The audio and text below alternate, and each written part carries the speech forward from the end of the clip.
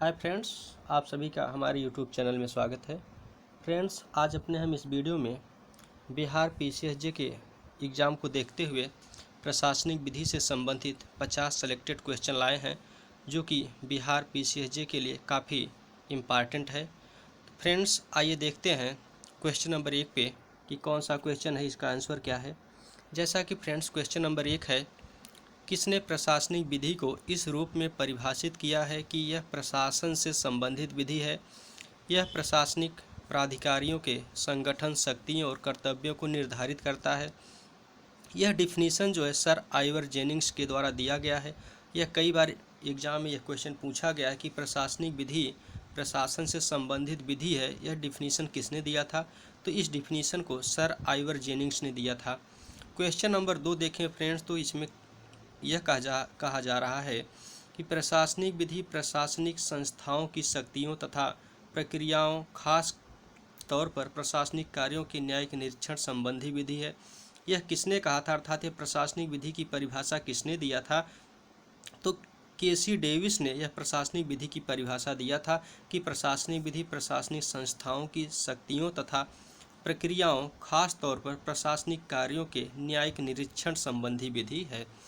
Question number 3 की बात करें, जिसमें कहा गया है कि भारतीय संविधान अत्यंतिक कठोरता के साथ शक्ति के पृथक्करण के सिद्धांत को मान्यता नहीं देता, जबकि यह गलत है। भारत का संविधान शक्ति पृथक्करण के सिद्धांत को मान्यता देता है। रीजन दिखाया जा रहा है कि शक्ति पृथक्करण सिद्धांत नियंत्रण और संतुलन की एक प्रणाली है। इसमें अभिकरण ए गलत है और रीजन आर सही है। क्वेश्चन नंबर 4 की बात करें, जिसमें कहा जा रहा है कि प्रशासनिक विधि का संबंध संरचना पर नहीं अपितु कार्यों पर बल देता है। प्रशासनिक अधिकारियों की शक्तियों के संचालन तथा नियंत्रण से यह जो परिभाषा दी गई प्रशासनिक विधि की, यह प्रोफेसर वेड महोदय ने दिया है। क्वेश्चन नंबर 6 की बात करें, 5 की, तो 5 में कहा गया है कि कौन सा प्रशासनिक विधि का मूल स्रोत नहीं है। जैसा कि जो प्रशासनिक विधि का मूल स्रोत है वह प्रत्यायोजित विधायन है, राज्यपाल द्वारा प्रत्यायोजित अध्यादेश है, समितियों और आयोग के प्रतिवेदन है, जबकि रूढ़ जो है यह प्रशासनिक विधि का मूल स्रोत नहीं है। अब डिलीगेटेड लेजिस्लेचर से जो क्वेश्चन बनते हैं, प्रत्यायोजित विधायन से जो क्वेश्चन बनते हैं, उस पर हम बात करेंगे। सबसे इम्पॉर्टेंट क्वेश्चन जो आपको 6 नंबर का क्वेश्चन दिख रहा है, बहुत ही इम्पॉर्टेंट क्वेश्चन है। कई बार ये पूछा गया है कि डाई एडमिनिस्ट्रेटिव को क्या कहा जाता है। तो जो डाई एडमिनिस्ट्रेटिव है यह विधि का विरोधी है, इसे विधि का विरोधी सिद्धांत कहा जाता है। क्वेश्चन नंबर 7 है, जस्टिस एंड एडमिनिस्ट्रेटिव लॉ पुस्तक के रचयिता कौन है।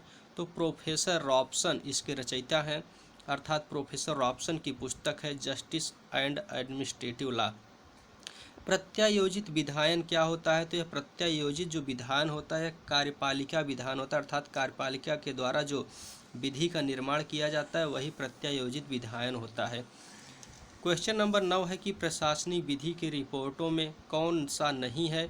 तो प्रशासनिक विधि के अंतर्गत जो उसके स्रोत हैं, सोर्स हैं, उसमें वाद रिपोर्टर नहीं आता। क्वेश्चन नंबर 10 है, प्रभाव के आधार पर प्रत्यायोजित विधायन को कितने प्रकार के होते हैं। प्रभाव के आधार पर ये 2 प्रकार के होते हैं। और क्वेश्चन नंबर 11 में विषय वस्तु के आधार पर पूछा है। तो विषय वस्तु के आधार पर प्रत्यायोजित विधायन 3 प्रकार के होते हैं। क्वेश्चन नंबर 12 की हम बात करें, क्वेश्चन नंबर 12 में कहा जा रहा है कि विषय वस्तु के आधार पर प्रत्यायोजित विधायन।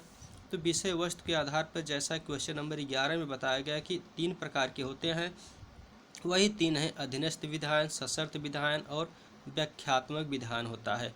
क्वेश्चन नंबर 13 की बात करें, क्वेश्चन नंबर 13 में कहा जा रहा है कि निम्नलिखित में से किस वाद में अमेरिकी न्यायालय ने प्रत्यायोजित विधायन को असंवैधानिक एवं अवैध बताया है। तो पोल्ट्री कॉरपोरेशन बनाम संयुक्त राज्य अमेरिका, पनामा रिफाइनरी कंपनी बनाम रेन, कार्टर बनाम मैक कार्टर कोल कंपनी, इन तीनों अमेरिकीवाद में, अर्थात ये तीनों अमेरिकीवाद हैं, इन तीनों में प्रत्यायोजित विधायन को असंवैधानिक और अवैध बताया गया है।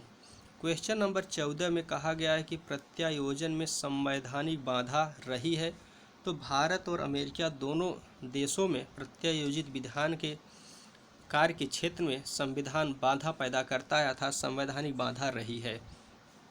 क्वेश्चन नंबर 15, प्रत्यायोजित विधायन को अमेरिकी उच्चतम न्यायालय द्वारा किस मामले में मान्यता प्रदान किया गया? क्योंकि आपने क्वेश्चन नंबर 13 में देखा कि अवैध और असंवैधानिक ठहराया गया, लेकिन जो याकूश बनाम संयुक्त राज्य संघ का मामला था उसमें प्रत्यायोजित विधायन को मान्यता दिया गया अर्थात उसको संवैधानिक बनाया गया, संवैधानिक ठहराया गया। क्वेश्चन नंबर 16 में कहा गया है कि प्रत्यायोजित विधायन और सशर्त विधायन में जो अंतर बताया गया वह किस केस में बताया गया? तो हमदर्द दवाखाना बनाम यूनियन ऑफ इंडिया में बनाया गया, जो उसका डिफरेंस किया गया। क्वेश्चन नंबर 17 की बात करें, उच्चतम न्यायालय ने प्रत्यायोजित विधायन के संबंध में किस सिद्धांत को प्रतिपादित किया? तो उच्चतम न्यायालय ने जो प्रत्यायोजित विधान के संबंध में सिद्धांत प्रतिपादित किया है वह यह है कि प्रत्यायोजित विधान की शक्ति पर यह प्रतिबंध है कि वह आवश्यक शक्ति को प्रत्यायोजित नहीं कर सकता, अर्थात आवश्यक जो शक्ति है उसका प्रत्यायोजन नहीं किया जा सकता। क्वेश्चन नंबर 18 की बात करें, क्वेश्चन नंबर 18 में कहा जा रहा है कि प्रत्यायोजित विधान का वर्गीकरण होता है। तो जो प्रत्यायोजित विधान का वर्गीकरण होता है वह सामान्य वर्गीकरण होता है, असामान्य भी होता है, हेनरी अष्टम खंड के अंतर्गत भी होता है, न्यायिक पुनर्विलोकन के अपवर्जन के अंतर्गत भी किया जाता है। क्वेश्चन नंबर 19 में कहा जा रहा है कि सर्वप्रथम प्रत्यायोजन विधान का प्रकाशन होना आवश्यक है, किस वाद में कहा गया? तो यह हरला बनाम राजस्थान के वाद में कहा गया।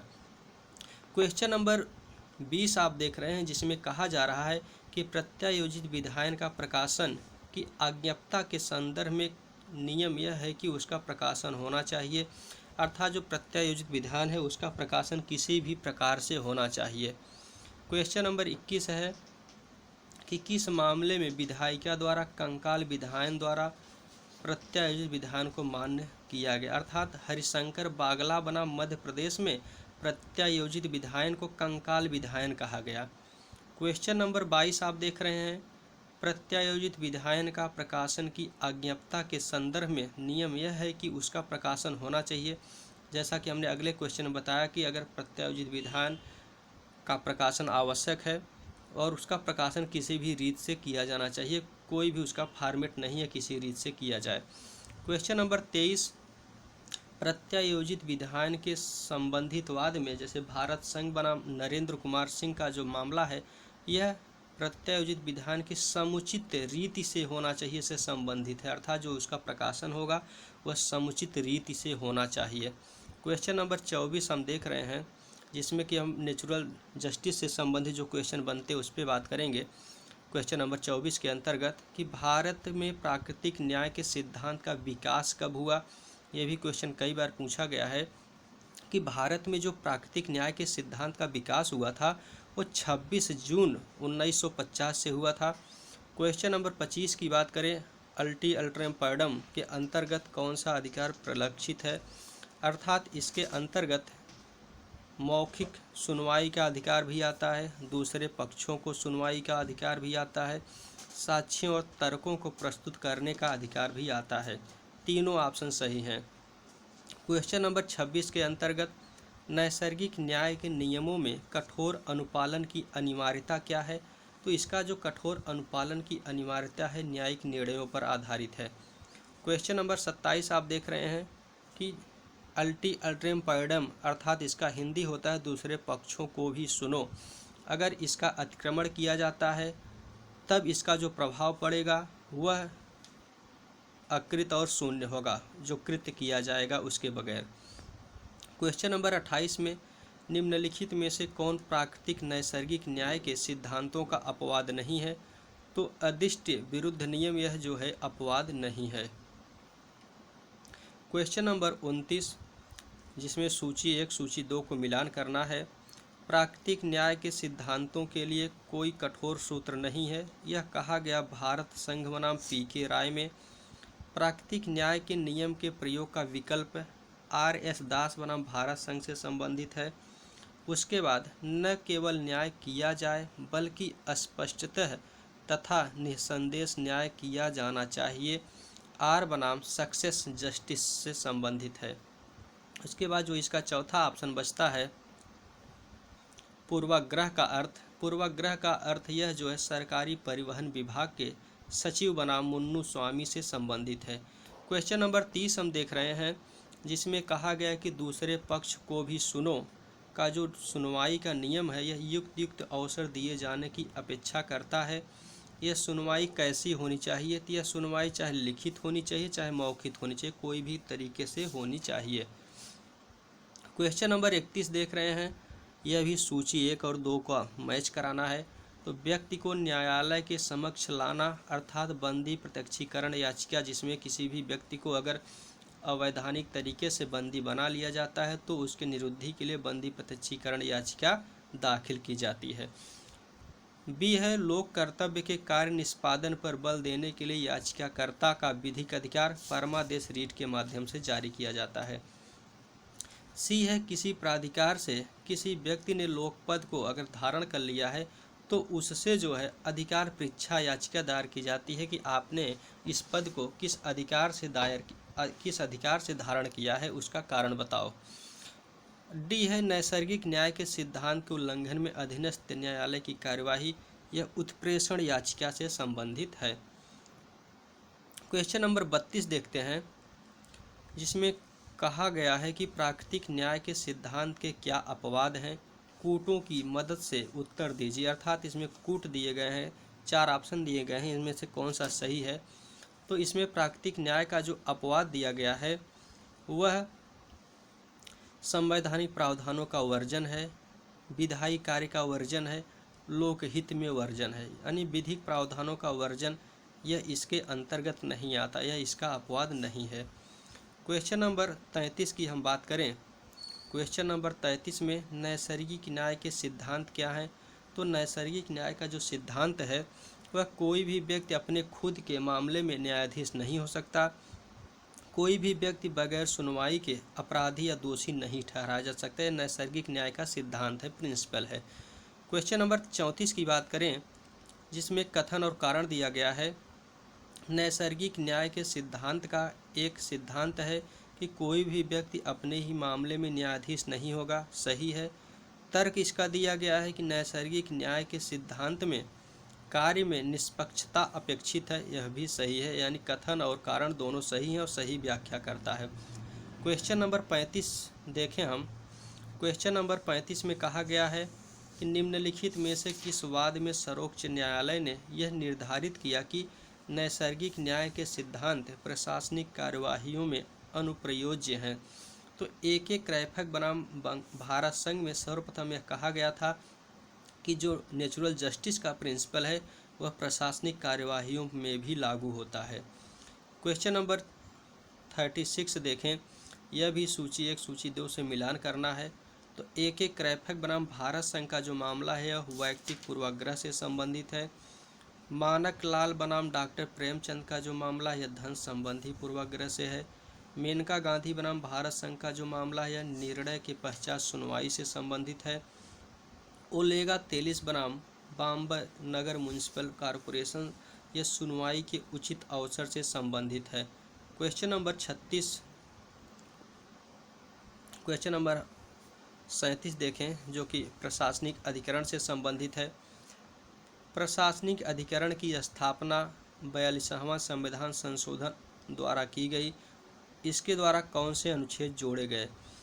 तो फ्रेंड्स हम आपको ये बता दें कि जो प्रशासनिक अधिकरण की स्थापना की गई थी वह 42वां संविधान संशोधन 1976 के द्वारा की गई। इसके अंतर्गत 2 आर्टिकल जोड़े गए, 323A और 323B। क्वेश्चन नंबर 38, जिसमें कहा गया है कि प्रशासनिक न्यायाधिकरण के अंतर्गत व्यक्ति को प्राप्त होता है, तो इसके अंतर्गत व्यक्ति को शीघ्र न्याय और त्वरित न्याय दोनों प्राप्त होता है। केंद्रीय जांच आयोग की नियुक्ति कब की गई थी? केंद्रीय जांच आयोग की नियुक्ति 1963 में की गई थी। क्वेश्चन नंबर 40 है, प्रशासनिक न्यायाधिकरण सामान्यतः कितने भागों में बंटा होता है? यह 2 भागों में इसको डिवाइड किया जा सकता है। क्वेश्चन नंबर 41 है, प्रशासनिक न्यायाधिकरण का कार्य होता है, यानी प्रशासनिक न्यायाधिकरण जो कार्य करता है यह अर्ध न्यायिक होता है। क्वेश्चन नंबर 42 है, केंद्रीय सतर्कता आयोग का जो गठन किया गया था 1964 में, यह किस कमेटी के प्रस्ताव पर किया गया था? संथानम कमेटी के प्रस्ताव पर किया गया था। क्वेश्चन नंबर 43 है, प्रशासनिक अधिकरण से संबंधित अधिनियम कब पारित किया गया? तो जो प्रशासनिक अधिकरण अधिनियम पारित किया गया 1985 में। क्वेश्चन नंबर 44 है, न्यायिक सक्रियता को किसके द्वारा शुरू किया गया? तो न्यायिक सक्रियता को पीएन भगवती के द्वारा शुरू किया गया। क्वेश्चन नंबर 45 देखते हैं, केंद्रीय सरकार के कर्मचारियों के भर्ती एवं सेवा शर्तों संबंधी विवादों के लिए केंद्रीय प्रशासनिक अधिकरण की स्थापना कब की गई? तो प्रशासनिक न्यायाधिकरण अधिनियम 1985 के द्वारा। क्वेश्चन नंबर 46 है, कौन सी रीट में नैसर्गिक न्याय के सिद्धांत की ओर ध्यान दिया जाता है? तो परमादेश मैंडमस में। क्वेश्चन नंबर 47 है, हीरानाथ मिश्रा बनाम प्रिंसिपल राजेंद्र मेडिकल रांची के मामले में उच्चतम न्यायालय ने निर्णित किया कि क्या निर्णित किया, यही पूछ रहा है। यह निर्णित किया कि यह कठोर प्रकृति का नियम नहीं है, इसे विभिन्न परिस्थितियों में बदला जा सकता है। क्वेश्चन नंबर 48 है कि विबंध कितने प्रकार के होते हैं? विबंध अभिलेख द्वारा भी होता है, विलेख द्वारा भी होता है, आचरण द्वारा भी होता है, अर्थात ऑप्शन नंबर डी।